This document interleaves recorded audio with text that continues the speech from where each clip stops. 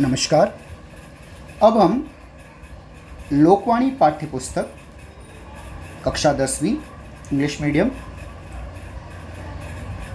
Composite Hindi पहली इकाई की चौथी कविता जिन ढूंढा, जिसके रचयिता संत कबीर। डियर स्टूडेंट्स, अब हम इस कविता के दूसरे भाग अपने लेक्चर में चर्चा करेंगे। दोहा नंबर 6 से। पहले भाग में हमने पहले दोहे से 5वें दोहे तक चर्चा की थी। आइए अब हम 6वें दोहे से अपने चर्चा को आगे बढ़ाते हैं।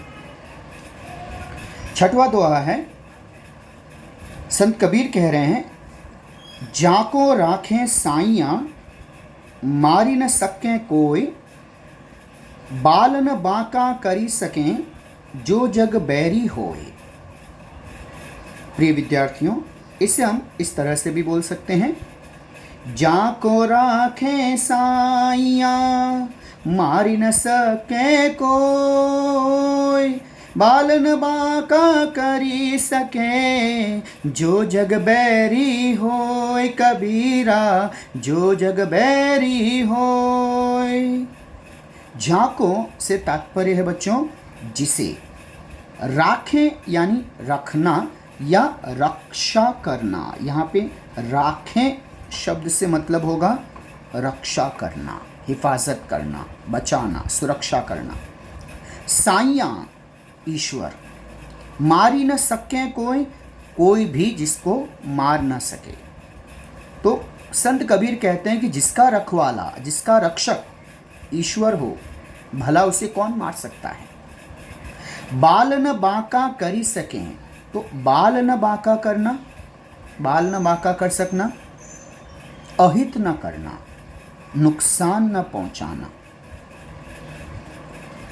अहित, हित यानी भला, अमने नहीं, तो बाल बांका करना, अहित करना। तो बाल बांका न कर सकें, अहित न कर सकें।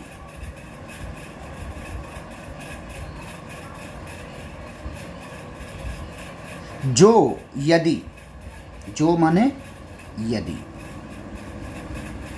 जग बैरी होए, जग से तात्पर्य है संसार, बैरी यानी शत्रु, दुश्मन। यदि पूरी दुनिया भी हमारी शत्रु हो जाए, फिर भी वो सब मिलकर भी हमारा अहित न कर पाएंगे। यदि ईश्वर हमारे पक्ष में हो, यदि ईश्वर हमारी रक्षा पे उतारू हैं, अगर ईश्वर हमारी रक्षा कर रहा है, तो फिर हमें कोई भी मार नहीं सकता, हमारा कोई भी कुछ भी नुकसान नहीं कर सकता। प्रस्तुत दोहे में संत कबीर ये हमें बतला रहे हैं कि ईश्वर जिसकी रखवाली करे, ईश्वर जिसे अपनी हिफाजत में ले ले, भला उसे कौन मार सकता है। चाहे पूरी दुनिया, पूरा विश्व ऐसे लोगों का दुश्मन हो जाए जिसकी रखवाली ईश्वर कर रहा हो, पूरी दुनिया उसके खिलाफ हो जाए, तब भी कोई भी उसका कुछ भी अहित नहीं कर पाएगा, कुछ भी बिगाड़ न पाएगा। तो प्रस्तुत इस 6वें दोहे में इस तरह से संत कबीर ने ईश्वर की महानता बतलाते हुए कि ईश्वर को समर्पित व्यक्ति को, अगर ईश्वर उसकी रक्षा में है, तो फिर पूरी दुनिया मिलके भी ऐसे व्यक्ति को कुछ भी नुकसान नहीं कर सकती। आइए अब हम 7वें दोहे की तरफ बढ़ते हैं।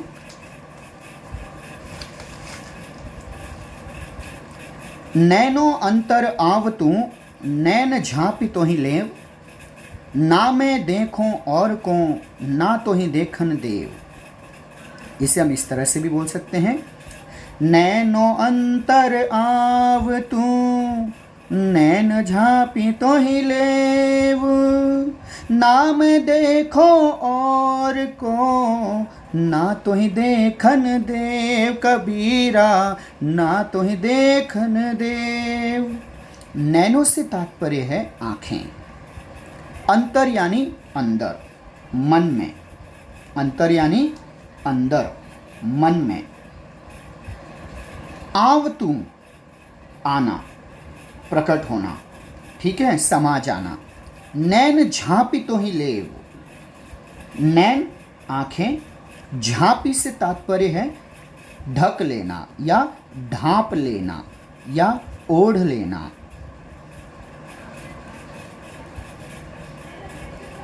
है ना, समा लेना, अपने आंचल में रखते हैं ना वैसे। तो नैन झांपी, आंखों में ढांप लेना, आंखों में ढक लेना। तो ही तुम्हें, लेव यानी लेंगे, ना मैं देखूं औरन को, ना तो मैं किसी और को देखूं, ना तो ही देखन देव, ना मैं किसी और को तुम्हें देखने दूंगा। यहां पर संत कबीर जो हैं वो कह रहे हैं कि हे ईश्वर, हे परमात्मा, अगर आप मेरे नयनों में, अगर आप मेरी आँखों में समा जाएं, अगर आपके दर्शन में पा जाऊं, तो मुझे और किसी वस्तु के दर्शनों की कोई अभिलाषा नहीं, और किसी दर्शनों की और किसी के साक्षात्कार की कोई चाह नहीं। तो हे प्रभु, आप मेरे नयनों में समा जाइए, मेरे आँखों में बस जाइए, और फिर मैं अपनी आँखों को बंद कर लूँगा। आपको मेरी आँखों में ही रहना है, फिर मैं आपको मेरी आँखों से बाहर आने नहीं दूँगा। न मैं किसी अन्य देवी देवता, किसी अन्य मददगार, चाहे कितना भी वो प्रिय क्यों न हो, चाहे जो बड़े से बड़ा देवी देवता क्यों न हो, किसी भी अन्य चाह, इच्छा देवी देवता को की ओर देखूंगा ही नहीं, और न ही तुम्हें किसी अन्य व्यक्ति की ओर देखने दूंगा। इस तरह से हम इस दोहे में भक्त जो हैं उसका भगवान पर अधिकार, वह भी एकाधिकार, भक्त और भगवान। तो भक्त का अपने भगवान पर जो एकाधिकार होता है, जो एक हक, एक अधिकार, एक अपनापन, तो यहाँ पर भक्त भाव से जो एक अनुयायी हैं, एक भक्त हैं, संत कबीर कह रहे हैं ईश्वर को कि हे ईश्वर, आप बस मेरे नैनों में समा जाइए, मुझे संसार में किसी अन्य चीज़ से कोई लेना देना नहीं है, आप ही मेरे नैनों में बसेंगे। जैसी जिस पल मुझे आपके दर्शन हुए, साक्षात्कार हुआ, उसी पल से मुझे कुछ और देखने की कोई चाह नहीं, और तब मैं यही उसी पल से एक क्षण के लिए भी मैं अपने मन में किसी और चीज़ को देखने की चाह नहीं रखूँगा। हाँ, लेकिन इसी तरह मैं आपको भी किसी अन्य को देखने नहीं दूँगा। यही मेरा आप पर सेवक होते हुए भी स्वामी पर एकाधिकार है। भक्त और भगवान का जो रिश्ता है, ये उसकी चरम सबसे बड़ी प्रबल पराकाष्ठा है। संत कबीर अब अगले दोहे में यानी 8वें दोहे में क्या कहते हैं, आइए हम उसको देखते हैं। संत कबीर कह रहे हैं 8वें दोहे में, लाली मेरे लाल की जित देखो तित लाल, लाली देखण मैं गई मैं भी हो गई लाल। इसे हम इस तरह से भी कह सकते हैं, लाली मेरे लाल की जित देखो तित लाल, लाली देखण मैं गई मैं भी हो गई लाल, कबीरा मैं भी हो गई लाल। संत कबीर कह रहे हैं कि लाली मेरे लाल की, यहाँ लाली से तात्पर्य है महानता, महिमा, बड़प्पन। लाली से तात्पर्य है महिमा, महानता, बड़प्पन। लाली मेरे लाल की, लाल से तात्पर्य है स्वामी, ईश्वर, नाथ, मालिक। संत कबीर कह रहे हैं कि मेरे स्वामी, मेरे ईश्वर जो हैं, उनकी महानता इतनी है कि जिस तरफ देखो इस संसार में तित लाल, हर इस संसार के हर कण में, चप्पे चप्पे में, इस संसार के, इस पूरी सृष्टि की, इस पूरी कायनात के हर एक कण कण में ईश्वर की महानता है, ईश्वर की उसके होने का एहसास है। लाली देखण मैं गई, ईश्वर की महानता को आजमाने के लिए मैं गया, तो मैं भी उस महानता का एक हिस्सा हो गया। मैं खुद उस महानता में रच बस गया, मैं उस महानता का एक अंग हो गया। संत कबीर कह रहे हैं कि ईश्वर की महिमा, उसकी महानता पूरी दुनिया में छाई हुई है, फैली हुई है, पाई जाती है। यत्र तत्र सर्वत्र जहां देखिए वहीं ईश्वर की छवि विद्यमान है, सगुण और निर्गुण रूप में। झांकी रही भावना जैसी, प्रभु मूरत देखी तिन तैसी। हालांकि संत कबीर निर्गुण विचारधारा के हैं, निराकारी ईश्वर में, ऐसा ईश्वर जो किसी आकार प्रकार में नहीं, कबीर उसे मानते थे। इसीलिए कबीर कहते हैं कि मुझे तो सिर्फ मूर्ति में ही नहीं बल्कि संसार के कण कण में, सजीव में, निर्जीव में, हर जगह ईश्वर के होने का एहसास है। संत कबीर कहते हैं कि भक्त जब ईश्वर की महानता को देखने जाता है, उसे आजमाने जाता है, ईश्वर की महानता की परीक्षा करने लगता है, तो वह स्वयं भी उस महिमा के रंग में रंग जाता है, एक रूप हो जाता है। अर्थात ईश्वर की महानता से एक रूप होकर वह भी ईश्वर की तरह हो जाता है, ईश्वर के समान हो जाता है। संत कबीर ईश्वर की महानता के बारे में कहते हुए कहते हैं कि तेरा कमाल तू जाने, हे ईश्वर तेरा कमाल तू जाने, मुझे तो तुझमें सब कमाल लगता है। इस पूरी कायनात के, इस पूरे संसार के एक एक कण कण में तेरे होने का एहसास है, तेरी मौजूदगी, तेरी महानता है। आइए बच्चों, अब हम दोहा क्रमांक 9 पर चर्चा करेंगे, जो कि अत्यंत महत्वपूर्ण दोहा है। कस्तूरी कुंडली बसे, मृग ढूंढे बन माही, ऐसे घट में पीव हैं, दुनिया जाने नाही। इसे हम इस तरह से भी कह सकते हैं, कस्तूरी कुंडल बसे, मृग ढूंढे बन माही, ऐसे घट में पीव है, दुनिया जाने नाही कबीरा, दुनिया जाने नाही। संत कबीर कह रहे हैं कि कस्तूरी कुंडली बसे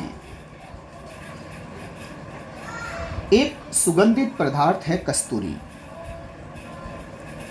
कस्तूरी एक सुगंधित पदार्थ,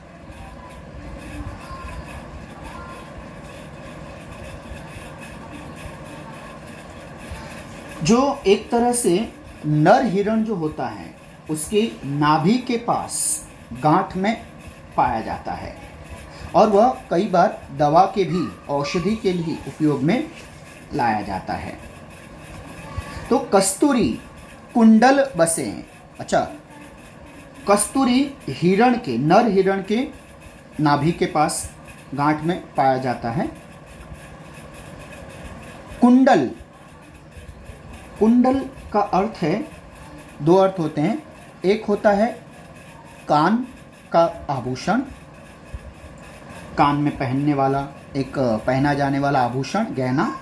दूसरा अर्थ होता है हिरण की नाभि, हिरण, मृग, उसकी नाभि। हम सभी के पेट में जो नाभि होती हैं, ठीक है। कस्तूरी कुंडल बसे, बसे यानी पाई जाती हैं, रहती हैं। मृग हिरण ढूंढे बन माही। बच्चों, मृग जो शब्द हैं उसका मतलब होता है हिरण। आइए अब हम कुछ मृग शब्द के पर्यायवाची शब्दों पे थोड़ी सी चर्चा करें। मृग अर्थात हिरण, सारंग, हरिण, कुरंगम, कुरंग, कृष्णसार, चारुलोचन। इसके अन्य अर्थ होते हैं शिकार, पशु या मृगशिरा। मृगशिरा यानी हिरण का सिर, खरगही। मृगशिरा एक नक्षत्र भी है। तो यदि प्रिय विद्यार्थियों आपको प्रश्न पूछा जाए कि मृग शब्द के दो अर्थ बताइए, तो एक आप यहाँ से इनमें से कोई एक अर्थ लिख दीजिए, हिरण है, सारंग है, कृष्णसार है या कुरंग है, और दूसरा अर्थ मृगशिरा है ना, जिसका अर्थ एक नक्षत्र का नाम है। यहाँ पर अर्थ है हिरण। ठीक है, इसे अपनी नोटबुक में अवश्य अंकित कर लीजिएगा। तो कस्तूरी कुंडल बसे, मृग ढूंढे बन माही। ढूंढे खोजना, बन माही, बन यानी वन, जंगल में, माही यानी के अंदर, माही यानी के भीतर, के अंदर। तो हिरण जो हैं अपनी कस्तूरी जो उसकी नाभि में बसी हैं, लेकिन हिरण जो है उसे जंगल जंगल ढूंढ रहा है, वन वन खोज रहा है, आजीवन खोजता रहता है। ठीक इसी मानिंद ऐसे घट में पीव हैं। घट, घट से तात्पर्य होता है शरीर। घट माने शरीर, तन में, देह में, काया में। पीव हैं, पीव से तात्पर्य प्रिय, लेकिन यहां पे अर्थ होगा ईश्वर। यहां पर क्या अर्थ होगा? ईश्वर। ऐसे शरीर में ईश्वर हैं, दुनिया जाने नहीं। संत कबीर निराकारी ईश्वर को मानने वाले, ऐसे संत जिन्होंने इस संसार के कण कण में, सजीव निर्जीव सभी में ईश्वर को महसूस किया, वे कहते हैं कि दुनिया कितनी अज्ञानी है, लोगों का ज्ञान कितना बड़ा है। उन्होंने मनुष्य को उसकी अज्ञानता को बतलाने के लिए बहुत ही सटीक उदाहरण दिया है कि मृग यानी हिरण, हिरण की नाभि के पास कस्तूरी पाई जाती है और उससे एक महक आती है, और हिरण पूरी जिंदगी दौड़ते रहता है, जंगल जंगल दौड़ दौड़ कर खोजते रहता है, ढूंढते रहता है। उसकी तलाश पूरी नहीं होती, उसकी जिंदगी खत्म हो जाती है, लेकिन उसकी तलाश पूरी नहीं होती, वो अधूरी रह जाती है, वो प्यास अधूरी रह जाती है। वो जहाँ जाता है उस कस्तूरी की महक आती है, वह ढूंढते रहता है, ढूंढते रहता है। मरते हुए भी, मरने तक भी उस हिरण को पता नहीं चल पाता कि जिस तलाश में वह पूरी जिंदगी भागा वह कहीं बाहर नहीं थी, वह उसके अपने शरीर की महक थी। इसलिए वो महक, वो जहाँ जाता था वो महक आती थी, और वो उसकी दीवानगी में, उसको पाने की चाह में पूरी जिंदगी दौड़ता रहा। तो उस हिरण की मानिंद हम सभी मनुष्य अज्ञानी हैं।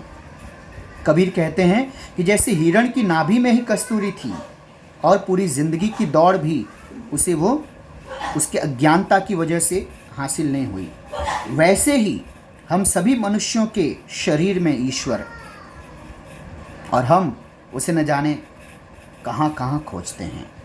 उसके लिए न जाने कितने अन्य मनुष्य शरीरों में को नष्ट करते हैं, उन्हें नुकसान पहुंचाते हैं, उन पर जुल्म अत्याचार करते हैं।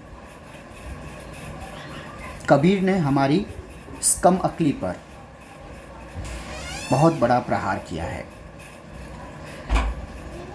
इस तरह से हम कह सकते हैं कि संत कबीर कहते हैं कि मनुष्य की हालत कस्तूरी मृग की तरह है। ऐसा हिरण जिसकी नाभि से कस्तूरी की महक आ रही है। कस्तूरी हिरण की नाभि में होती है, लेकिन हिरण को इसकी जानकारी नहीं होती, जिंदगी भर वो उसे नहीं जान पाता, अज्ञान बना रहता है उससे। वह उसकी सुगंध से अभिभूत होकर, उससे प्रभावित होकर, उसके उन्माद में, उसके नशे में, उससे पाने की चाह में जंगल जंगल ढूंढते रहता है, खोजते रहता है, लेकिन उसकी अज्ञानता उसे जानकारी नहीं होने देती। ये कस्तूरी तो उसी के भीतर मौजूद है। इसी प्रकार ईश्वर हम सभी प्रत्येक मनुष्यों के शरीर में मौजूद हैं, लेकिन हम मनुष्यों का ज्ञान, हमारी कम अक्ली, हमारे पूर्वाग्रह, उस ईश्वर को हम यहाँ वहाँ बाहर न जाने कहाँ कहाँ ढूंढते हैं, जबकि हम उसे अपने अंदर पा सकते हैं, एक पल की सांस में पा सकते हैं। इसी बात को कबीर ने अन्य दोहों में कहा है कि मानो ऐसे लगता है कि संत कबीर ईश्वर की आवाज़ बनकर कह रहे हैं। मानो ईश्वर संत कबीर के वाणी से हम मनुष्यों को आगाह कर रहा है कि मोको कहाँ ढूंढे रे बंदे, मैं तो तेरे पास में। मोको कहाँ ढूंढे रे बंदे, मैं तो तेरे पास में। ना मैं मंदिर ना मैं मस्जिद ना काबे कैलाश में, खोजी होई तो तुरते पहियों पल भर की तलाश में। खोजी होई तो तुरते पहियों, सब श्वासों की श्वास में। मानो ईश्वर हमसे कह रहा है कि तुम मुझे कहाँ ढूंढ रहे हो, मैं बाहर कहीं नहीं हूँ। एक पल लगेगा मनुष्यों, बंदे तुझे एक पल लगेगा मुझ तक पहुँचने के लिए। तुम जो सांस ले रहे हो वही मैं हूँ, तुम्हारा होना ही मैं हूँ। आइए प्रिय विद्यार्थियों, अब हम दोहा क्रमांक 10 की चर्चा करते हैं।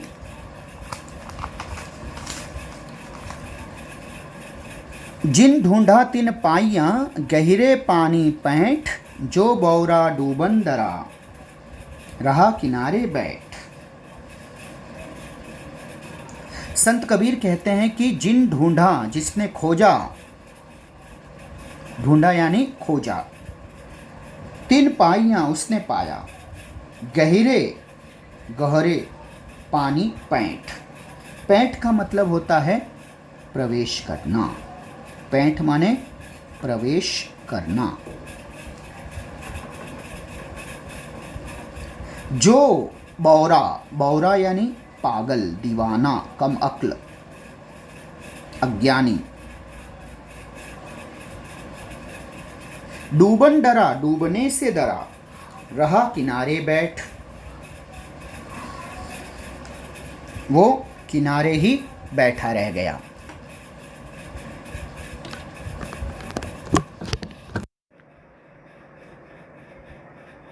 संत कबीर कह रहे हैं कि जो व्यक्ति जितना खोजेगा वो उतना पाएगा।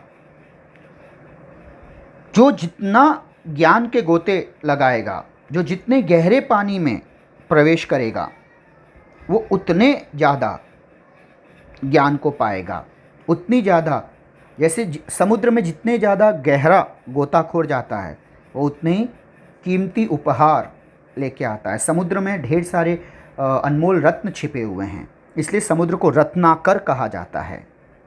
अनमोल बेशकीमत रत्न समुद्र की गोद में छिपे हुए हैं। तो जो जितना गहरे जाता है वो उतने ही बेशकीमती अनमोल चीज़ें लेके आता है। संत कबीर कह रहे हैं कि जो बौरा डूबन डरा, जो दीवाना, जो अज्ञानी डूबने से ही डरने लगे कि नहीं भाई गहरे पानी में गए तो हम डूब के कहीं हमारा अहित न हो जाए, हम मृत्यु को न प्राप्त हो जाएं, तो संत कबीर कहते हैं कि ऐसे डरपोक, कायरों, बुज़दिलों के लिए किनारा ही सबसे सुरक्षित जगह है।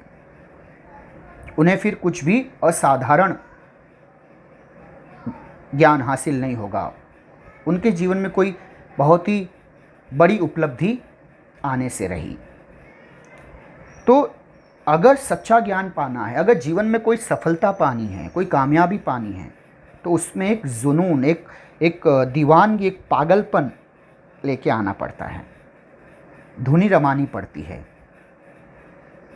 तो जितना हम किसी चीज़ को हासिल करने के लिए शिद्दत से लग जाते हैं, जुट जाते हैं, जितनी गहराई से उस चीज़ को समझने में लग जाते हैं, फिर ज़िंदगी एक नए रूप में, सफलता एक नए प्रकार से हमारे सामने पेश होती है। लेकिन जो डरपोक उस मेहनत से ही कतराने लगे तो फिर उसे सफल होने का भला क्या अधिकार है। उसके लिए सबसे सुरक्षित है कि वो कुछ भी ना करें, वो खतरों का सामना ना करें, वो रिस्क न उठाएं, है ना। संत कबीर कहते हैं कि ईश्वर को पाना सबसे दुष्कर है, सबसे कठिन कार्य है। उसे पाने के लिए कठिन परिश्रम और लगन, एक धुन, एक पागलपन की ज़रूरत होती है। जिन लोगों ने ज्ञान रूपी सागर के गहरे जल में डुबकियां लगाकर ईश्वर को ढूंढा, उसकी भक्ति की, उन्हें ही ईश्वर रूपी अनमोल रत्न हासिल हुआ है। जो व्यक्ति संसार सागर में डुबकियां लगाने से डरता रहा, वह भला संसार सागर के किनारे ही बैठा रहे, वह ईश्वर की प्राप्ति से वंचित रहेगा। कभी भी उसे ईश्वर हासिल होगा नहीं, ईश्वर की भक्ति मिलेगी नहीं, जीवन की सफलता मिलेगी नहीं।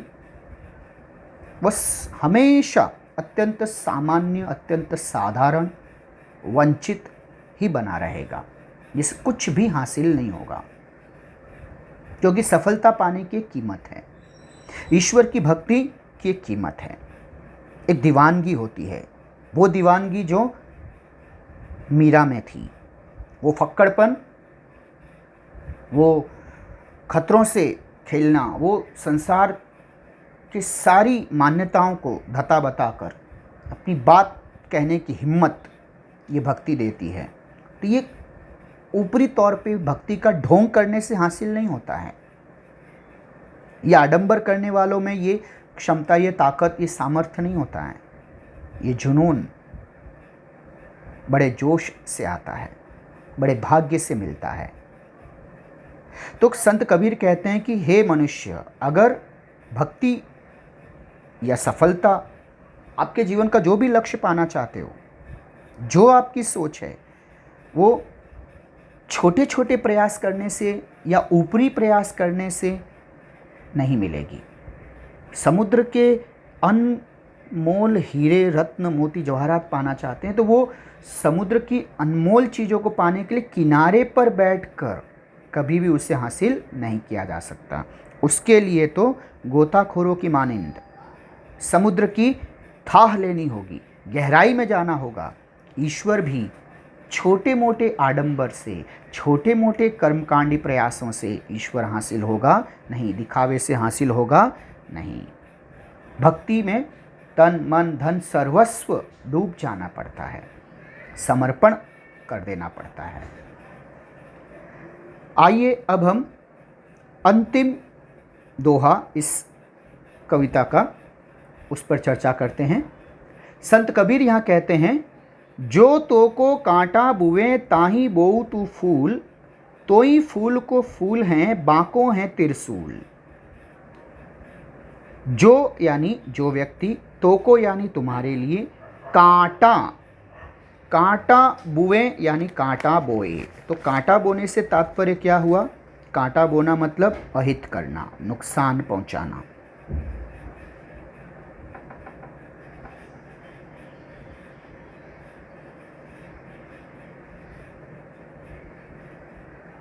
अब ये कांटा शब्द का समानार्थी शब्द क्या है? कंटक,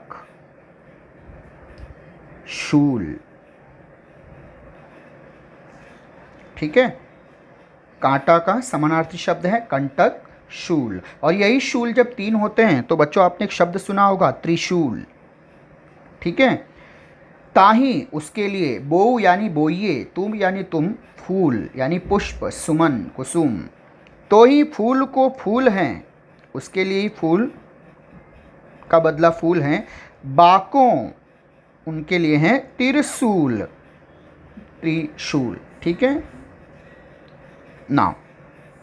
शाब्दिक अर्थ के बाद अब हम यहाँ पर समझने की प्रयास करें कि संत कबीर कहते हैं कि इस संसार में हर क्रिया की प्रतिक्रिया होती है। अगर हमें अपने जीवन में दुख तकलीफ़ें पानी हैं तो हमें लोगों का बुरा करना चाहिए। लेकिन अगर हम चाहते हैं कि हम इन बुराइयों से, दुश्वारियों से दूर रहें, तो जितना अधिक हो सके हमें अच्छाई, लोगों की अच्छाई, परोपकार, लोगों की अच्छाई से दूर नहीं रहना चाहिए। कबीर कह रहे हैं कि जो तुम्हारे लिए बुरा करता है, अहित करता है, उसका भी तुम अच्छा करो, भला करो। अगर वो कांटे बो रहा है तो तुम उसकी राह में फूल बिछाओ। वो तुम्हारा अहित कर रहा है, तुम उसके लिए अच्छा सोचो, उसके लिए जितना अधिक हो सके उसकी मदद करो। तो ही फूल को फूल हैं। तुम एक फूल बोओगे, तुम एक फूल बांटोगे, प्रकृति का नियम, ईश्वर का नियम तुम्हारे लिए अच्छाइयों का मार्ग प्रशस्त करेगा। आगे बढ़ने का रास्ता, सफलता के नए द्वार खुलेंगे। और जिसने तुम्हारे लिए एक कांटा बोया है उसको तो त्रिशूल की मानिंद वेदना भोगनी पड़ेगी। उसको तो त्रिशूल चुभने की जो वेदना होती है उस वेदना से गुजरना होगा। तो इस पूरे दोहे का लबोलुबाब ये है, इसका पूरा सार ये है कि जीवन में यदि कोई हमारा बुरा करे तो भी उसके बुरे बर्ताव, बुरे कार्य, बुरी बातों को भूलकर हमें उस व्यक्ति का, जिसने हमारा बुरा किया है, उसका हमें हर संभव भरसक प्रयास करते हुए अच्छाई के साथ हमें उसके साथ पेश आना चाहिए। क्योंकि हमारी अच्छाई हमारे जीवन में कई मात्रा में बढ़कर वापस आती है। और जिसने हमारा अहित किया है, हमारी राह में एक कांटा भी अगर बोया है, तो उसके जीवन में वही कार्य, वही कर्म का सिद्धांत, त्रिशूल की चुभन की वेदना उस व्यक्ति को भोगनी पड़ेगी। और हमने चूंकि कांटे बांटे हैं नहीं है, हमने फूल बांटे हैं, हमने मदद की है, तो बेहिसाब सफलता, बेहिसाब पुण्य हमारे लिए, हमारी राह में इंतज़ार में रहेंगे, हमारे जीवन को समृद्ध बनाएंगे, खुशहाल बनाएंगे। संत कबीर कहते हैं कि यदि कोई व्यक्ति हमारी राह में, यानी तुम्हारे मार्ग में कांटे बिछाता है, यानी तुम्हारा अहित करता है, नुकसान करता है, तो भी तुम उसका बुरा न चाहो, न बुरा करो, न बुरा सोचो, बल्कि तुम उसके मार्ग में फूल ही फूल बिछाओ, यानी उसका भला करो, उसकी सहायता करो, उसके मददगार बन जाओ। क्योंकि तुम्हें तो अपने अच्छे कर्मों का फल भलाई के रूप में ही प्राप्त होगा, लेकिन कांटा जिसने बोया है उस व्यक्ति को अपने किए हुए बुरे कर्मों का नतीजा, उसके फल, कांटे के बदले में त्रिशूल की चुभन, उसकी वेदना, अहित, बुराई, महापाप के रूप में भोगना होगा, उसे प्राप्त होगा। तो इस तरह से नैतिकता के इन 11 दोहों पर हमने चर्चा की। इन चर्चा के बाद हम एक तीसरा भाग भी देखेंगे, जिसमें इस कविता के हम बोर्ड परीक्षा में आए हुए प्रश्न पत्र, बोर्ड परीक्षा में इस कविता से मार्च 2019 और मार्च 2020 में जो प्रश्न पूछे गए, हम उस पर भी चर्चा करेंगे, प्रश्न उत्तर के नज़रिए से। तो प्रिय विद्यार्थियों, उस चर्चा सत्र को सुनने से पहले इन 11 दोहों की जो हमने 2 भाग में व्याख्या की है, उसको थोड़ा ध्यान से 1-2 बार सुनें, समझें, और फिर हम प्रश्न उत्तर पे आगे बढ़ें। धन्यवाद।